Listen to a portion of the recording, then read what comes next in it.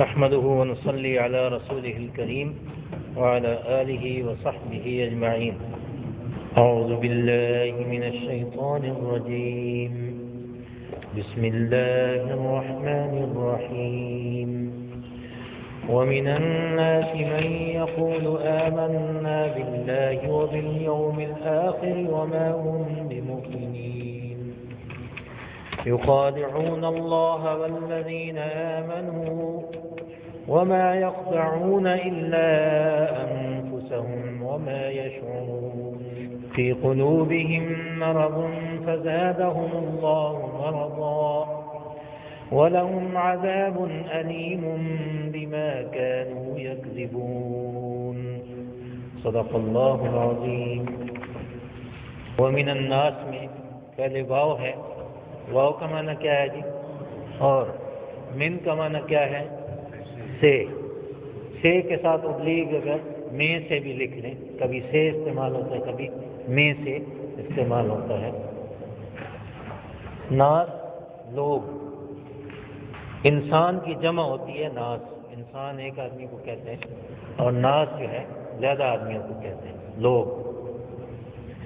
من کا معنی جو کوئی، یقول وہ کہتا ہے، آمنا ہم ایمان لے آئے، ہم ایمان لے آئے.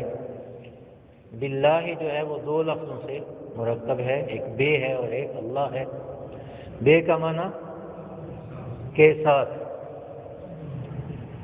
اور اللہ تو ہم جانتے ہی ہیں اللہ تبارک و تعالیٰ کا نام ہے، اللہ کے ساتھ. وبالیوم الآخر، واو کا معنی اور بے کا معنی کے ساتھ، اور الیوم کا معنی دن. الآخر آخرت. وما ہم بمؤمنین میں واو جو ہے اس کا معنی اور اس کے ساتھ ابلیغ ڈال کے حالانکہ. واو کا معنی کبھی کبھی حالانکہ بھی ہوتا ہے، حالانکہ. ماں کا معنی نہیں. پہلے ہم نے شاید ماں کا معنی کہیں کیا پڑھا تھا. ماں کے 3 معنی ہوتے ہیں، جو کچھ بھی معنی ہوتا ہے، ماں کا معنی کیا بھی ہوتا ہے، اور ماں کا معنی نہیں بھی ہوتا ہے. کنٹیکسٹ کے مطابق یہ معنی آتا ہے، سیاق و سباق کے مطابق.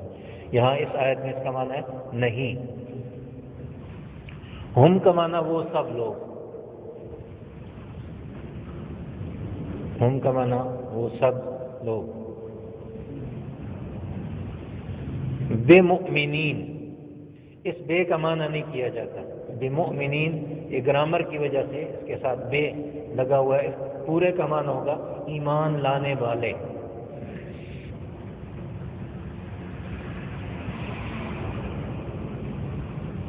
بمؤمنین ایمان لانے والے. یخادعون وہ دھوکہ دیتے ہیں اللہ تعالیٰ کو. والذین میں دونوں الفاظ کے معنی آپ کو آتے ہوں گے. واو کا معنی اور الذین وہ لوگ جو،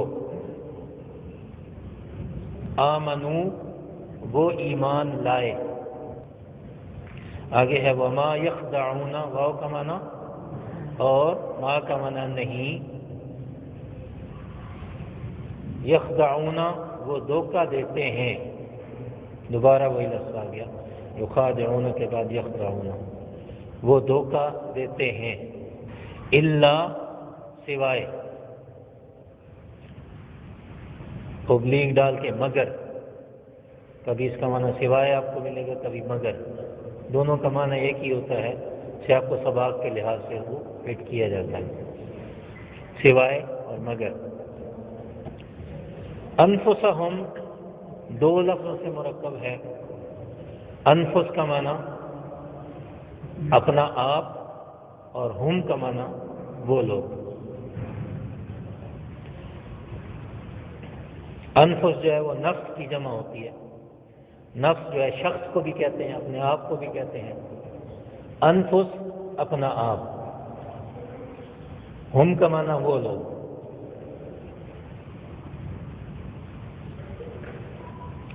وما یشعرون واو کا معنی اور ما کا معنی نہیں، یشعرون وہ شعور رکھتے ہیں، وہ شعور رکھتے ہیں۔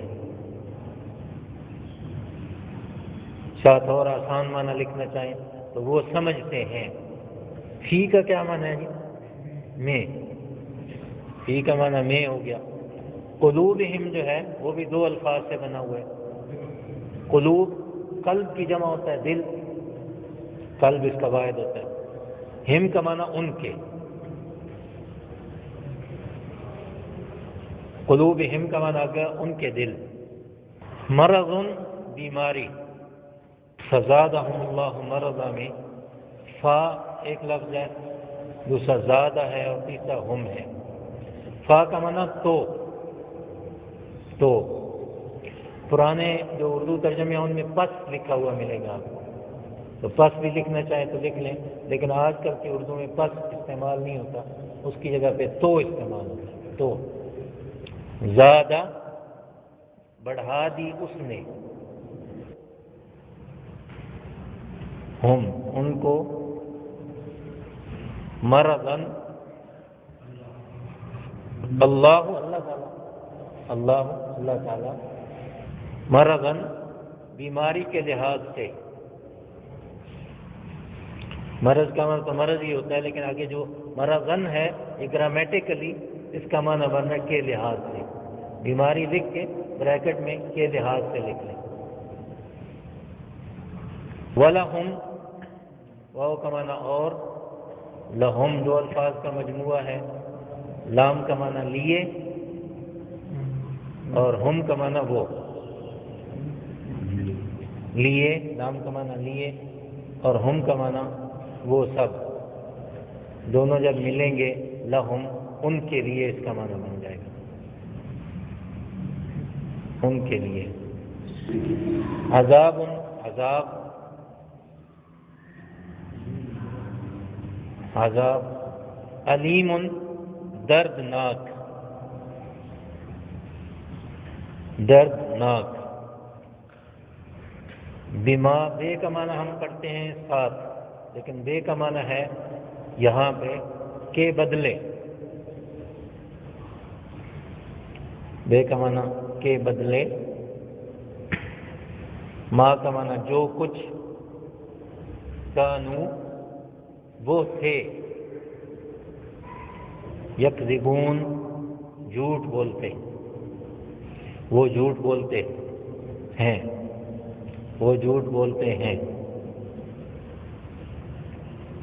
یکذبون جب اکیلا ہوگا تو اس کا معنی ہوگا وہ جھوٹ بولتے ہیں، جب قانون کے ساتھ ملائیں گے تو پھر معنی بن جائے گا وہ جھوٹ بولتے تھے۔ یہ با محاورہ میں ہم انشاءاللہ لے آئیں گے۔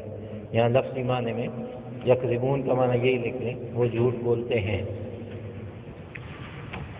یہاں تک سبق ختم ہوا، اب با محاورہ ترجمے کی طرف آتے ہیں، اور ایک بار پھر یہ یاد دہانی کروانی ہے کہ لفظی معنی میں ہر لفظ کا الگ معنی بتایا جاتا ہے، جب با محاورہ میں آتے ہیں اس میں پوری اردو زبان کا خیال رکھا جاتا ہے کہ وہاں جس کانٹیکسٹ میں الفاظ استعمال ہوتے ہیں اسی کے مطابق ان کو استعمال کر کے تو پورا اردو جملہ بتایا جاتا ہے۔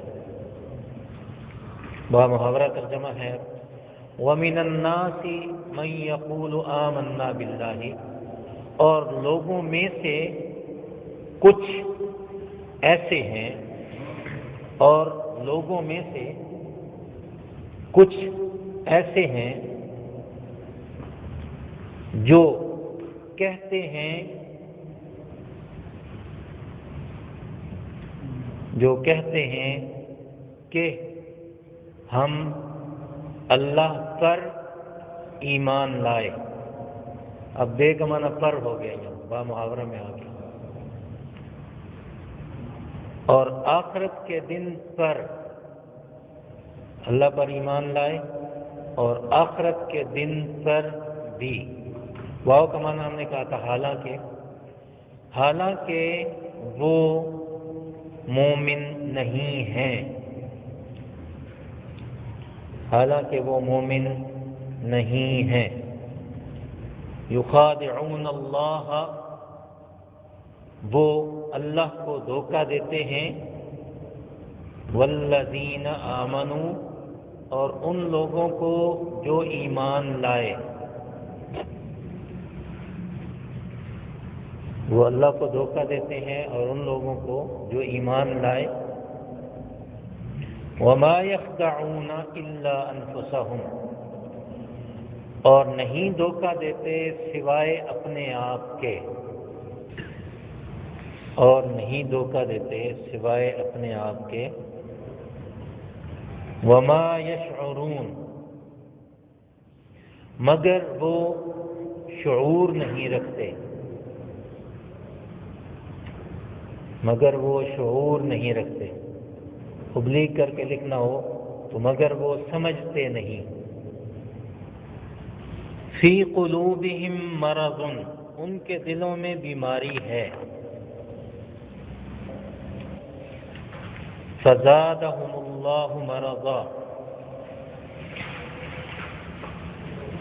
تو زیادہ کر دیا اللہ نے ان کی بیماری کو۔ وَلَهُمْ عَذَابٌ أَلِيمٌ، اور ان کے لیے دردناک عذاب ہے۔ بِمَا كَانُوا يَكْذِبُونَ، اس کے بدلے جو وہ جھوٹ بولتے تھے، اس کے بدلے جو وہ جھوٹ بولتے تھے۔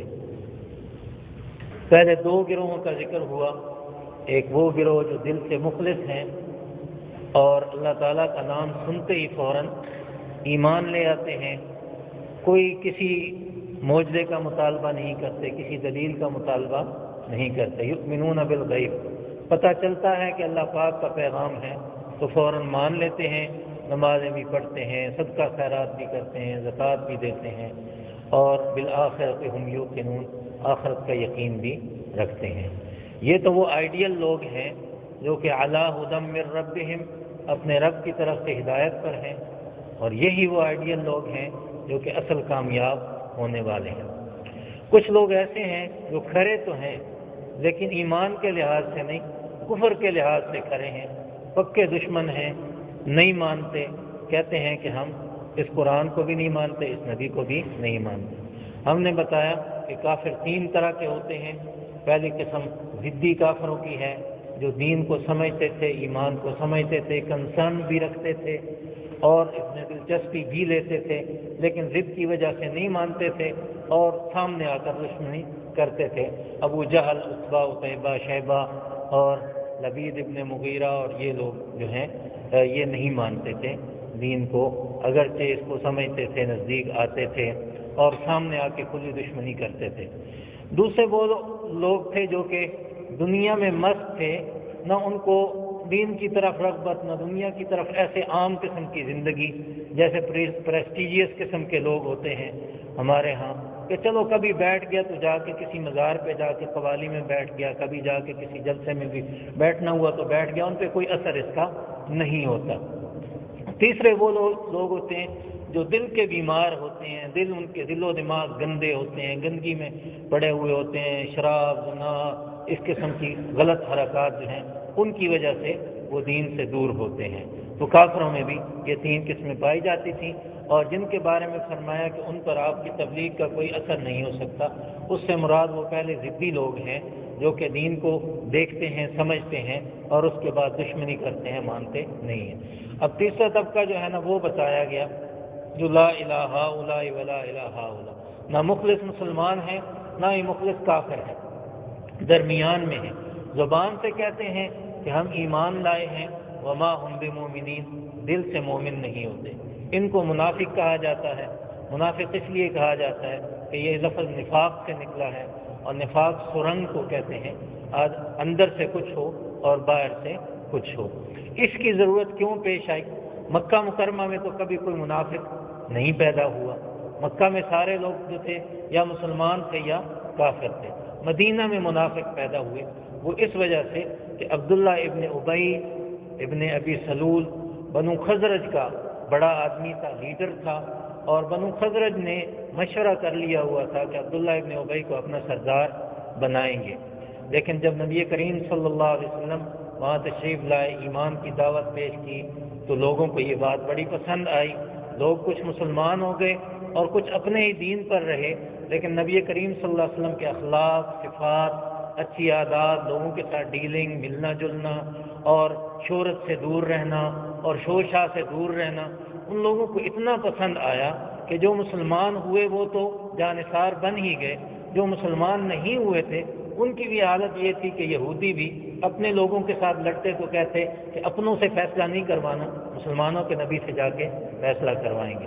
اتنی شان اللہ پاک نے ان کو دے دی، اس وجہ سے عبداللہ بن ابی کو لوگ بھول گئے، تو وہ کافر تو رہ نہ سکا، اس نے کہا کہ میں ایسا کرتا ہوں کہ اوپر سے ان کے ساتھ مل جاتا ہوں اور اندر سے کفار کے ساتھ کہ کسی طریقے سے ان لوگوں کو ختم کیا جا سکے۔ اس کے ساتھ ایک بہت بڑی جماعت تھی اس کی جو کہ اس کے ساتھ شامل ہوئی اور انہوں نے یہ رویہ مسلمانوں کے ساتھ اختیار کیا۔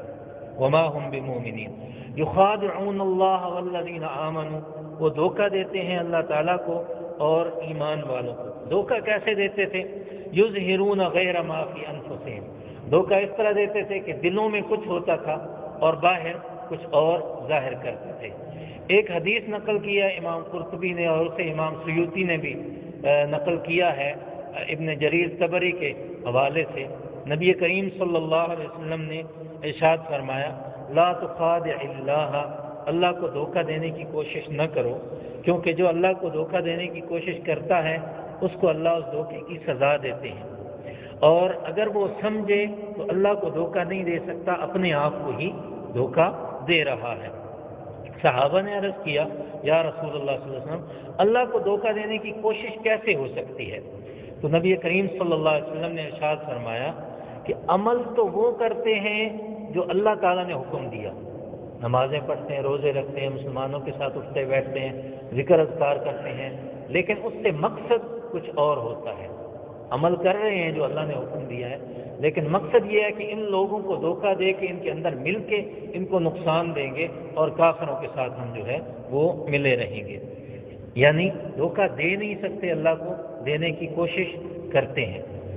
وما یخدعون الا انفسهم وما یشعرون، وہ اس کا شعور نہیں رکھتے کہ یہ جو کام کر رہے ہیں اس سے نہ مسلمانوں کا کوئی نقصان ہوگا نہ اللہ تعالیٰ کا کوئی نقصان ہوگا۔ اللہ تو خود جانتے ہیں کہ ان کے دلوں میں کیا ہے، اور مسلمانوں کو وحی کے ذریعے اللہ تبارک و تعالیٰ بتا دیا کرتے تھے نبی صلی اللہ علیہ وسلم کے ذریعے سے کہ یہ لوگ کیا سوچ رہے ہیں، کیا کر رہے ہیں۔ فی قلوبہم مرض، ان کے دلوں میں بیماری ہے۔ بیماری کیا چیز ہے؟ شاہ عبد القادر رحمۃ اللہ علیہ، اللہ تعالیٰ ان کی قبر پر کروڑوں رحمتیں کریں، اور حضرت شاہ ولی اللہ کے بیٹے ہیں، وہ کہتے ہیں کہ بیماری ان کے دلوں میں کیا تھی؟ بیماری یہ تھی کہ جب اچانک مسلمان آن پہنچے مدینہ منورہ میں، نبی صلی اللہ علیہ وسلم آئے، تو یہ لوگ عبداللہ بن ابی اور اس کی پارٹی تو اپنے بارے میں بہت کچھ پلاننگ بنا کے بیٹھی ہوئی تھی، ان کی بیماری یہ ہوئی کہ ان کا جب سارا بنایا ہوا خاکہ اور ساری پلاننگ بنائی ہوئی وہ فیل ہو گئی، اور محمد صلی اللہ علیہ وسلم کو لوگوں نے اپنا سردار اور اپنا بڑا اور اپنا قائد مان لیا، تو مجبوراً انہیں وہ دین قبول کرنا پڑا جو وہ قبول نہیں کرنا چاہتے تھے۔ یہ ان کی بیماری تھی۔ فزادہم اللہ مرضا، اللہ تعالیٰ نے ان کی بیماری بڑھائی۔ وہ بڑھانے کا سبب کیا ہوا کہ کافروں کے ساتھ ان کی دوستی تھی، لیکن اوپر سے مسلمان ہونے کی وجہ سے کافروں کے ساتھ جا کے ان کو لڑنا پڑتا تھا، تو یہ بیماری اور زیادہ ان کی بڑھتی جاتی تھی۔ اور دوسرا سبب یہ تھا بیماری کے بڑھنے کا کہ مسلمانوں کو دن بدن ترقی ہوتی تھی، یہ منافق لوگ کفار کے ساتھ مل کر مسلمانوں کو ختم کرنے کی کوشش کرتے تھے، لیکن آئے دن لوگ محمد صلی اللہ علیہ وسلم کے غلام بنتے چلے جا رہے تھے اور ان کی قوت بڑھتی چلی جا رہی تھی اور ان کی سلطنت جو ہے وہ مضبوط ہوتی چلی جا رہی تھی، دین پھیلتا چلا جا رہا تھا۔ جوں جوں دین پھیلتا تھا ان کے دل کی کڑن جو ہے وہ بڑھتی چلی جاتی تھی۔ یہ ہو گیا فزادہم اللہ مرضا ولہم عذاب علیم۔ کافروں کے بارے میں ہم نے سنا کہ اللہ تعالیٰ نے فرمایا لہم عذاب عظیم، ان کے لیے بڑا عذاب ہے، ان کے لیے فرمایا ان کے لیے دردناک عذاب ہے۔ بڑا عذاب سے اگلا درجہ ہے دردناک عذاب کا۔ قرآن مجید میں دوسرے مقام پہ آتا ہے ان المنافقین فی الدرک الاسفل من النار، منافق جو ہے جہنم کے سب سے نچلے درجے میں ہوں گے۔ ان کے لیے سب سے زیادہ دردناک عذاب ہوگا، کیونکہ نہ تو کھلے کافر ہیں نہ ہی کھلے مسلمان ہوتے ہیں، صرف مسلمانوں کو نقصان پہنچانے کے لیے یہ مسلمان بنے ہوئے ہیں۔ بما کانوا یکذبون، کیونکہ یہ جھوٹ بولتے ہیں، اوپر سے اور کہتے ہیں، دل کے اندر کچھ اور ہے۔ تو جھوٹ جو ہے یہ سب سے بڑی اور بری بیماری ہے۔ نبی صلی اللہ علیہ وسلم سے ایک آدمی نے پوچھا، یا رسول اللہ صلی اللہ علیہ وسلم ایک بات بتا دیں جس پہ عمل کر کے تو میں اپنی زندگی سنوار لوں۔ نبی صلی اللہ علیہ وسلم نے ارشاد فرمایا، لا تکذب، جھوٹ نہ بولا کر۔ تو اس نے کہا کوئی اور؟ آپ نے فرمایا لا تکذب، جھوٹ نہ بولا کر۔ پوچھا اور کوئی؟ تو آپ نے فرمایا لا تکذب، جھوٹ نہ بولا کر۔ منافق کی بڑی نشانی یہ بتائی، 3 نشانیاں بتائی ہیں، ان میں سے سب سے پہلی یہ ہے اذا حدث کذب۔ منافق کی سب سے بڑی نشانی یہ ہے جب وہ بات کرتا ہے تو جھوٹ بولتا ہے۔ اب ہم دیکھ لیں ہمارے معاشرے میں ہم دن بھر میں کتنا سچ بولتے ہیں، کتنا جھوٹ بولتے ہیں، اور اس سے ہماری زندگی پہ کیا اثرات پڑ رہے ہیں۔ اللہ تعالیٰ عمل کی توفیق دے۔ وما علینا الا البلاغ۔ الحمد للہ رب العالمین، والصلاة والسلام علی اشرف الانبیاء والمرسلین۔ ربنا آتنا فی الدنیا حسنہ وفی الآخرۃ حسنۃ وقنا عذاب النار۔ اللهم حبب إلينا الإيمان وزينه في قلوبنا وكره إلينا الكفر والفسوق والعصيان، اللهم اجعلنا من الراشدين۔ ربنا تقبل منا إنك أنت السميع العليم وتب علينا إنك أنت التواب الرحيم۔ صلى الله تعالى على النبي الكريم محمد وعلى آله وصحبه